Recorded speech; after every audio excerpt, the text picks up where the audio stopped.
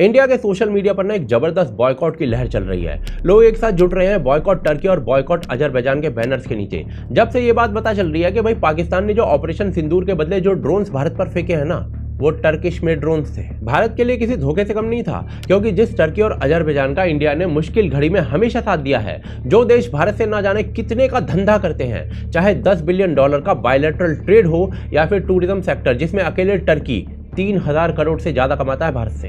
In fact India की वजह से ही टर्की और अजरबैजान में 20,000 से ज्यादा लोगों को डायरेक्ट और 65,000 से ज्यादा लोगों को इनडायरेक्ट टूरिज्म जॉब्स मिल रही हैं। आज वही देश ना भारत के दुश्मन पाकिस्तान का खुलकर साथ दे रहे हैं। हैरानी की बात यह है कि टर्की अब सिर्फ चुपचाप देख नहीं रहा है, बल्कि एक्टिवली पाकिस्तान के जिहाद में पार्टनर बन चुका है। उन्हें डिप्लोमेटिक सपोर्ट देने के साथ साथ वेपन्स और फंड भी सप्लाई कर रहा है। एर्डोगन तो वैसे भी खिलाफत का लीडर बनने का शौक रखता है। ये बंदा ऑटोमन एम्पायर को वापस से लाना चाहता है। यूएन में खड़े होकर कश्मीर पर लेक्चर देता है, पर वो बात अलग है कि अपने ही देश में जो कुर्द है ना, उन पर क्रैकडाउन करता है। खैर, जैसे ही पता चला कि टर्की पाकिस्तान को डिप्लोमेटिक सपोर्ट के साथ साथ वेपन्स और ड्रोन्स भी सप्लाई कर रहा है, तो सोशल मीडिया पे बॉयकॉट की सुनामी आ गई। ट्रैवल व्लॉगर्स, इन्फ्लुएंसर्स, पॉलिटिशियन और इवन कुछ फॉर्मर डिप्लोमेट्स, इन्होंने ओपनली कॉल दिया कि अपने टर्की के प्लान्स को भाई साहब कैंसिल कर दो, चाहे वो आरजे रौनक जैसे इन्फ्लुएंसर्स हों।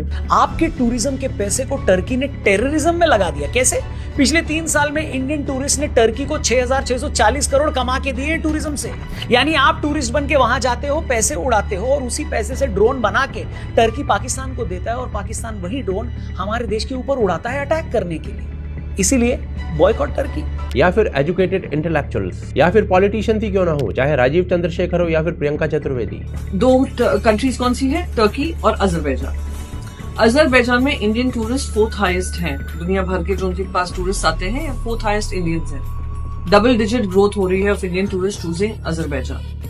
सिमिलरली टर्की में ईयर ऑन ईयर ग्रोथ जो हुई है इंडियन टूरिस्ट की, करीब 20% हुई है। करीब 3.5 लाख टूरिस्ट पिछले साल टर्की में गए। वो हमारे देशवासियों से पैसा तो चाहते हैं, हमारे देशवासियों से टूरिस्ट तो चाहते हैं, पर वो पैसा कहाँ जा रहा है आपको उसका ध्यान रखना जरूरी है। वो पैसा जा रहा है पाकिस्तान को समर्थन देने में और पाकिस्तान को ड्रोन्स प्रोवाइड करने में। आपको ये पता है कि जो ड्रोन्स दागे गए थे हमारे देश में, जो हमारे डिफेंस रडार सिस्टम ने, एयर डिफेंस रडार सिस्टम ने मार गिराए थे, वो सारे टर्की से आए थे। पर भाई साहब, इसी के बीच ना कुछ सो कॉल्ड बुद्धिजीवियों का मेल्टडाउन होना भी शुरू हो गया था।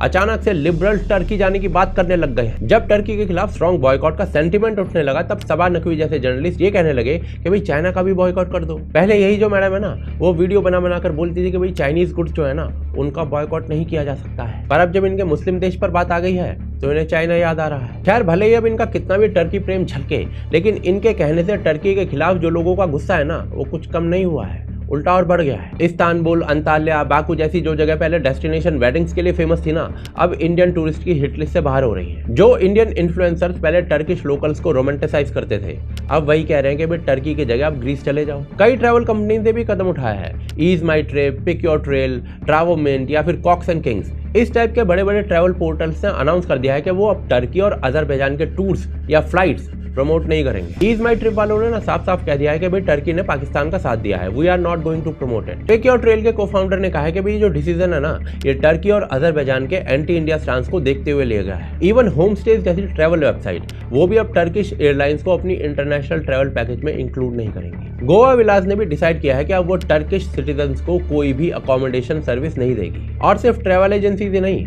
अब ट्रेडर्स भी बॉयकॉट करना शुरू कर चुके हैं। पुणे के एपीएमसी फ्रूट मार्केट के ट्रेडर्स ने टर्किश एप्पल्स लेना बंद कर दिया है। बॉयकॉट किया क्योंकि जो एक 5-6 दिन पहले से पाकिस्तान को उसने सपोर्ट किया। टर्की का अपना कुछ भी नहीं था। इंडिया का और टर्की का ऐसा कोई ये नहीं था। अपन इंडिया खाली टेररिज्म के खिलाफ था पाकिस्तान की तरफ, तो उसके लिए बीच में टर्की का आने का कोई मतलब नहीं था। तब भी उन्होंने टर्की ने सपोर्ट किया, उन्होंने ड्रोन दिए, ड्रोन अटैक हो गया। हमारे ऐसे 1000 बॉक्स पुनः मार्केट में बिकते, 1000 बैग्स का पहले फिर 800 हो गए, 700 हो गए, 600 हो गए। फिर हमने सोचा ये कैसे क्या हो गया, तो हमने सोचा यार ये रिटेल कस्टमर बैन कर रहा है, बॉयकॉट कर रहा है, तो अपन भी करेंगे।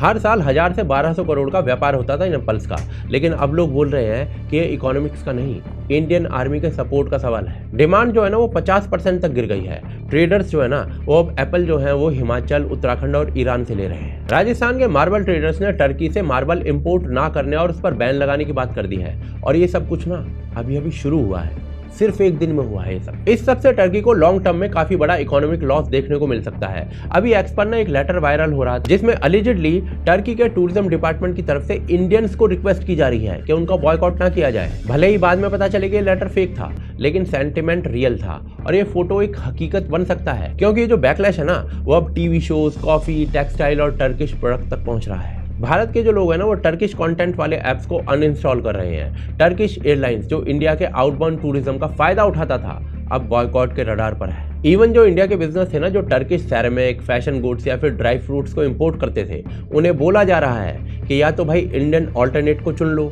या फिर फ्रेंडली नेशन से ट्रेड करो। पिछली बार ये सेम सेंटिमेंट ना मालदीव्स के लिए दिखा था, जब वहां की गवर्नमेंट ने एंटी इंडिया स्टेप ले लिया था और इंडियंस ने मालदीव्स को बॉयकॉट कर दिया था। थोड़े दिन में वहां का प्रेसिडेंट अपने स्थान से पीछे हट गया था। The president admitted on Saturday that there were no serious concerns with India-related agreements. Now that is a complete turnaround from when he had argued that the agreements with India jeopardized the sovereignty and territorial integrity of the Maldives. आज भारत के लोगों का message Turkey और Azerbaijan के लिए बहुत clear है। अगर आप हमारे दुश्मन को आर्म करते हो, उसको ड्रोन्स देते हो, सप्लाई करते हो और वो ड्रोन हमारे खिलाफ यूज होते हैं, तो आप भी हमारे ही उतने बड़े दुश्मन हो जितना पाकिस्तान है। आज भारत के पास ना इकोनॉमी की ताकत है, 1.4 बिलियन लोगों का पॉपुलेशन पावर है, बहुत बड़ी मार्केट है जिसमें हर देश शामिल होना चाहता है। टर्की और अजरबैजान को अच्छी तरीके से पता है कि पाकिस्तान एक टेरर स्टेट है, फिर भी इन्होंने जानबूझकर पाकिस्तान का साथ दिया है। इन देशों ने तो अपना डिसीजन ले लिया है पाकिस्तान का साथ देने का, अब बारी हमारी है। अपने हार्ड अर्न्ड पैसे से उन रिजीम्स को फंड करना बंद करें, उन देशों को फंड करना बंद करें जो हमारे खिलाफ वॉर में पार्टनर हैं।